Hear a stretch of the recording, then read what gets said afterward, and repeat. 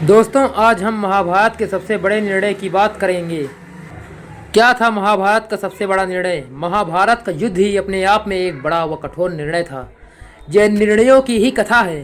सभी पात्रों ने महत्वपूर्ण एवं बड़े बड़े निर्णय लिए हैं, जैसे कि दानवीर कर्ण का कवच कुंडल दान, सच्चाई जानने के बाद भी दुर्योधन की तरफ से युद्ध करना, दुर्योधन के सौतेले भाई युत्सु का पांडवों की ओर से युद्ध करना। ये तो कुछ निर्णयों की एक झलक है। महाभारत में अनगिनत बड़े निर्णय लिए गए हैं। दोस्तों, महाभारत का युद्ध कोई साधारण युद्ध नहीं था। ये संसार का पहला विश्व युद्ध था, जिसमें लाखों लोग मारे गए थे।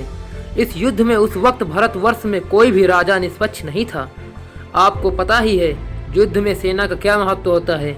कितने युद्ध तो सैनिकों की संख्या बल पर ही जीत लिए गए हैं। चक्रव्यूह एक अच्छे खासे संख्या में मौजूद सैनिकों द्वारा ही रचे जाते हैं। एक छोटा सैनिक भी युद्ध का परिणाम बदल सकता है। कभी कभी सामने वाले की सैन्य क्षमता को देखकर कई राजाओं के हाथ पांव फूल जाते थे। चलिए हम सबसे बड़े निर्णय की बात करते हैं। बात उस समय की है जब युद्ध की ठन चुकी थी। दोनों ओर के लोग अपनी अपनी तैयारियों में लग चुके थे। कौरव और पांडव भारतवर्ष के राजाओं को अपने अपने तरफ मिलाने में लगे हुए थे। ऐसे में द्वारका जैसे शक्तिशाली राज्य और कृष्ण और बलराम जैसे योद्धाओं को नजरअंदाज नहीं किया जा सकता था। मामा शकुनी के कहने पर दुर्योधन श्री कृष्ण के पास मदद के लिए पहुंचा और उसी वक्त पार्थ अर्जुन भी पहुंचे। क्योंकि भगवान की नजर पहले अर्जुन पर पड़ी, इसलिए पहले अर्जुन के समक्ष खुद को या नारायणी सेना को चुनने का प्रस्ताव रखा। अर्जुन श्री कृष्ण को चुनते हैं। दोस्तों, मैं नारायणी सेना के बारे में बता दूं कि यह संसार की सबसे बड़ी व प्रशिक्षित सेना थी, जो कि अजेय थी। इस सेना के भय से कई राजाओं ने द्वारका से लड़ने की कोशिश नहीं की। श्री कृष्ण ने युद्ध में शस्त्र न उठाने की बात भी की थी। ऐसे में अर्जुन का उन्हें चुनना सबसे बड़ा निर्णय था।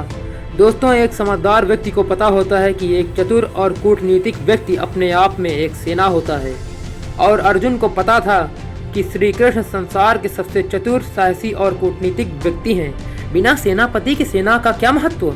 एक दूरदर्शी कूटनीतिक सेनापति के बगैर सेना का कोई महत्व नहीं। उस वक्त भी कई लोगों ने अर्जुन के इस निर्णय पर आश्चर्य प्रकट किया था, लेकिन अर्जुन को पता था युद्ध सेना से नहीं, एक कूटनीतिक चतुर व्यक्ति की रणनीतियों और साहस से जीता जाता है। ऐसा नहीं कि सिर्फ अर्जुन को ही भगवान पर भरोसा था, भगवान भी उन पर भरोसा करते थे। उन्हें पता था सर्वश्रेष्ठ धनुर्धर अर्जुन के होते हुए उन्हें शस्त्र उठाने की जरूरत नहीं। जैसे हम आज चाणक्य और चंद्रगुप्त को बुद्धि, कूटनीति, साहस और बाहुबल का अद्भुत रूप देखते हैं, वैसे ही महाभारत काल में कृष्ण और अर्जुन इसका अद्भुत उदाहरण थे। दुर्योधन नारायणी सेना पाकर बहुत खुश था।